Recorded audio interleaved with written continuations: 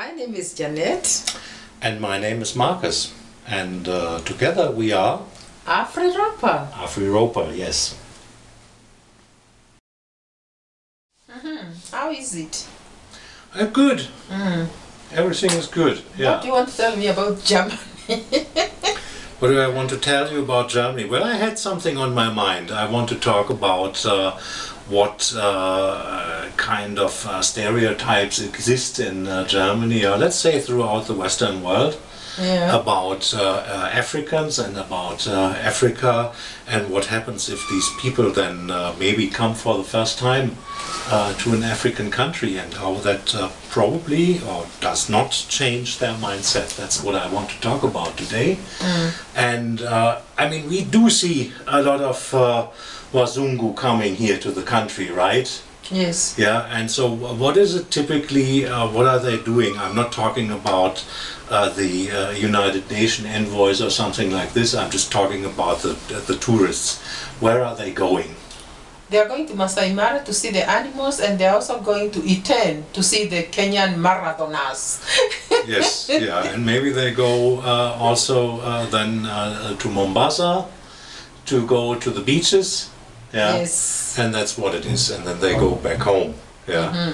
So, of course, that's exactly what they want to see. They want to see the animals, yeah. Yes. Basically, and that's where I want to start with. Yeah. So, if you turn on the German TV, I'm talking about Germany, but I guess we can generalize here a little bit. Yeah.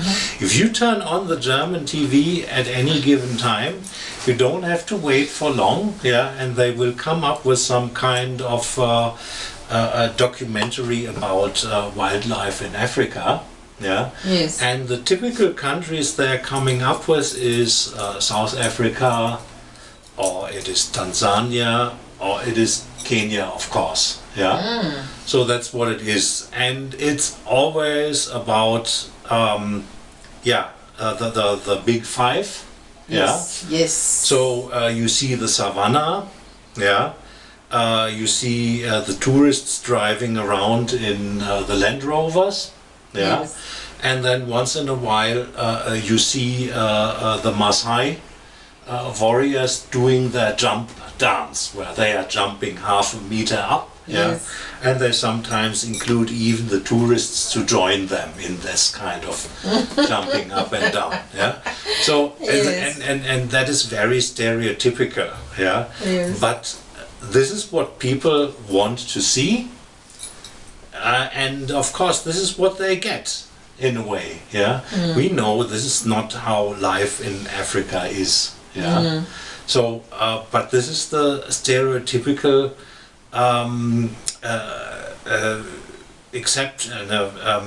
stereotypical. Oh man, what do I want to say? Okay, I have to cut this part out. Yeah.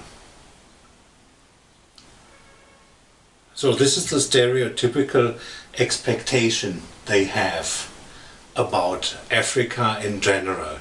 So I wouldn't go as far as they expect when they arrive at the airport. They expect to be picked up by elephants or something like this. Yeah. Oh. Yeah. No, I mean, I'm exaggerating here a little bit. Yeah. Are we elephants? I'm exaggerating a little bit here, yeah. But there is there is a reason why they are being picked up with Land Rovers at the airport. Yeah, because they feel like they are going on an expedition.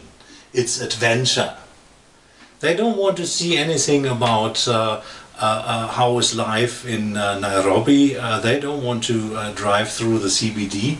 Maybe they stay there at a hotel for a night or something like this. Yeah, and then they move on to Masai Mara or whatever they have booked. Yeah, Hell's Gate is another one, I guess, where they go. Yeah, and to see the flamingos is another favorite one, isn't it? Lake Nakuru is Yes. where the flamingos are. Yeah, yeah.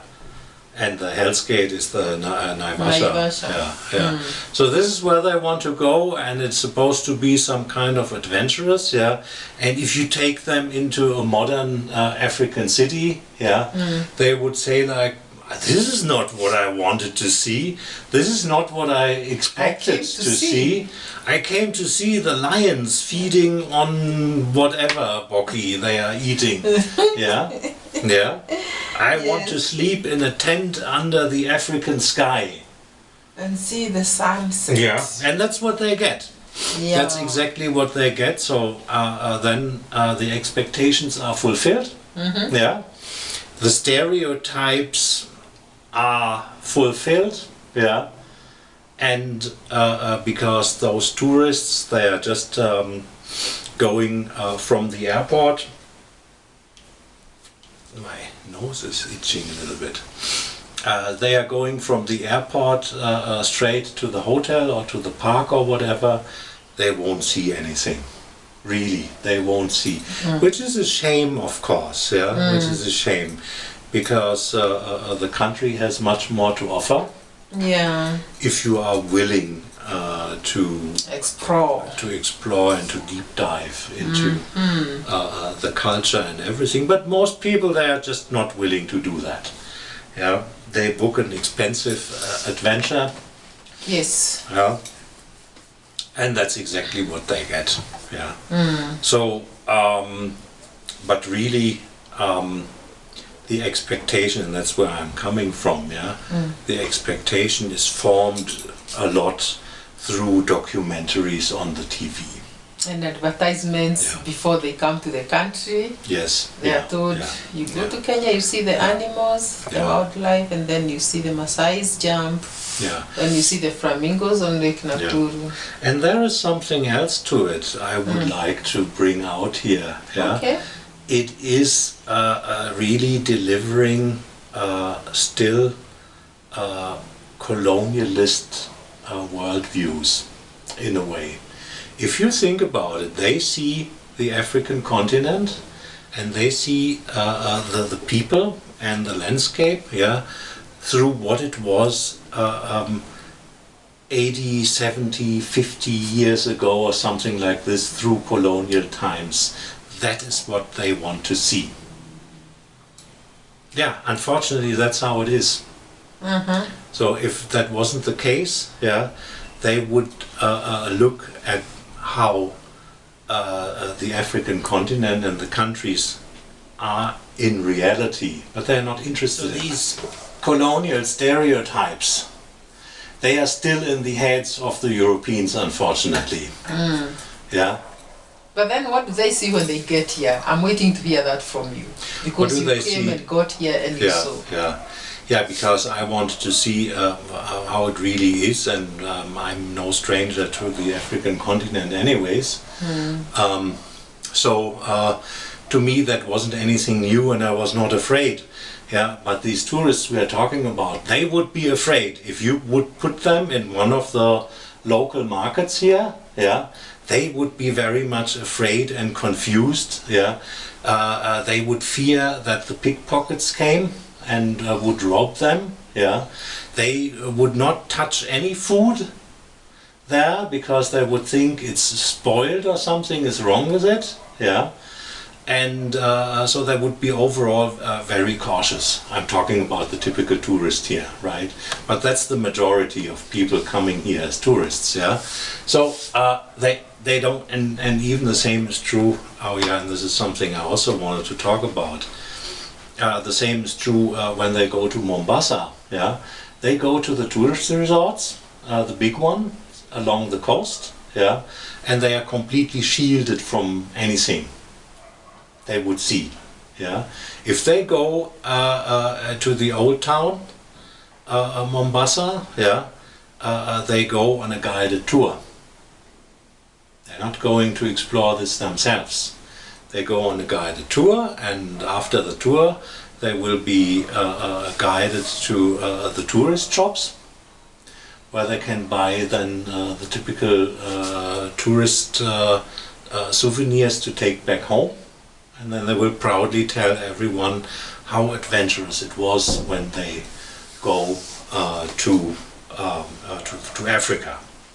And another one here I wanted to bring up in Mombasa, which is a little bit more on the sad and disturbing side.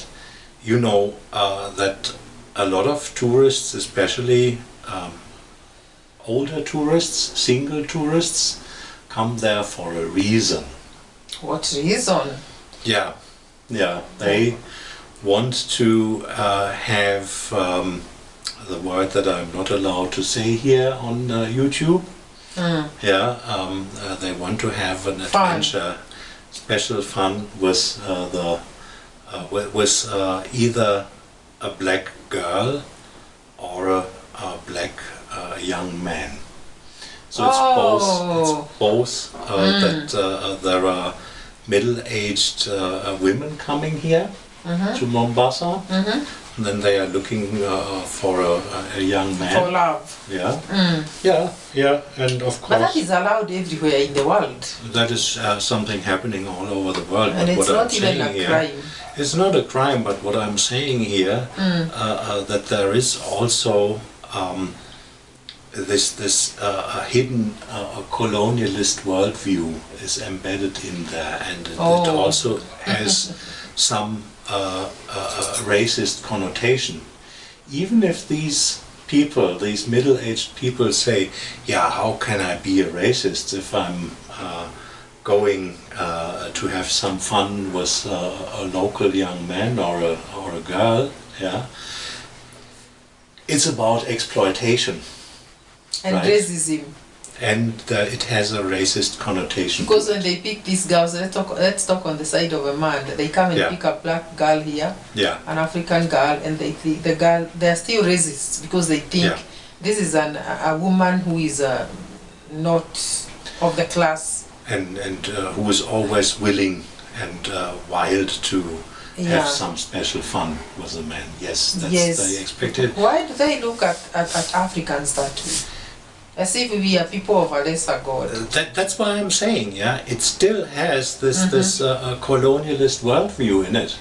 Yeah. Racism. Yeah. Are we of a lesser god? That is the question here. Why do we have to be looked at? And that is of course very unfair. Yeah. And people don't even when they come here, they don't even think that way.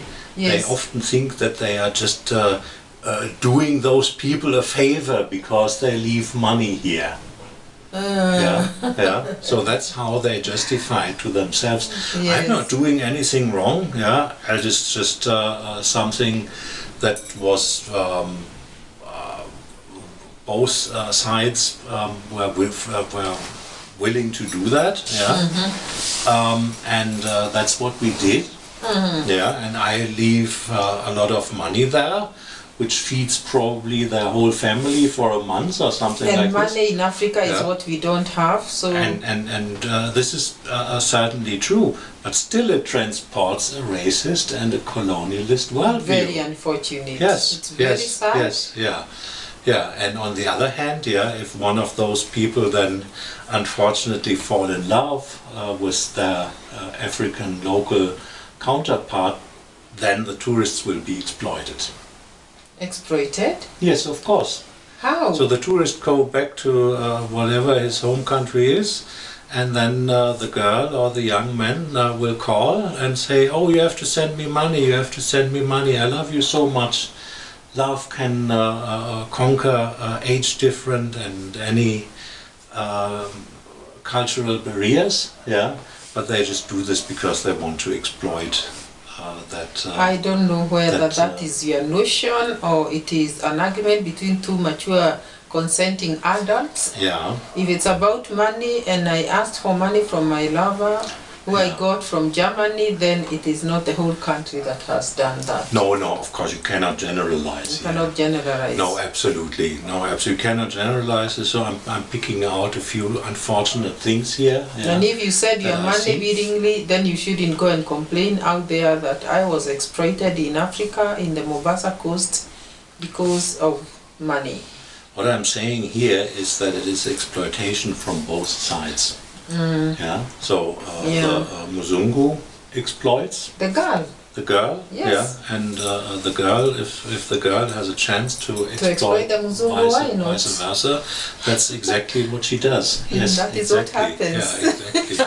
It's not necessarily helping intercultural fair exchange. It's not. Yeah, absolutely it isn't. But often enough, that's what it is. Yeah, that's what it is. So yeah, so this is something I observe often enough. What I want really is, and what I hope for the future, is that those two cultures and people can meet each other on equal terms, on eye level. That's what I really hope for, and this is what I want to end my video with.